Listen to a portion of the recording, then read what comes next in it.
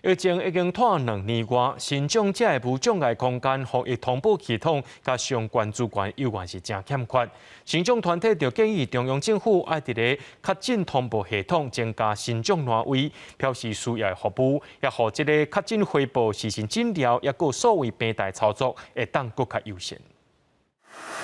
因为他染疫，所以要找到愿意协助他的照服员，一天要花1万块才有人愿意去协助他。家己孤一人大的新长者朋友，伫咧疫情期间，生活甲防疫要兼顾，有影是更较困难。本来说我们电话中全用声音，连独存的机会都没有。戴口罩的时候，就等于是说把它封闭，把它遮起来，我就不知道，完全不知道在讲什么。回想家己因为重耳确诊的时阵，对通报到看视讯门诊拢真无方便。民间团体希望病院通报确诊，也有确诊者自主回报的电子系统，拢爱有标示身心障碍身份的所在，也爱加强各种新长者的需求，强化甲地方卫生单位资源的连接。地方政府都有手语翻译跟同步听打的窗口，那地方也有很多的，就是像我们这样子的听障单位，其实是可以协助我们的政府单位在做这些流程规划的时候，可以更加的沟通无障碍。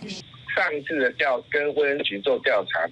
他们是说他们要用自己的方式，就没有去更动这个回报的机制。不过我们如果还是持续的话，显然这个没解决，我们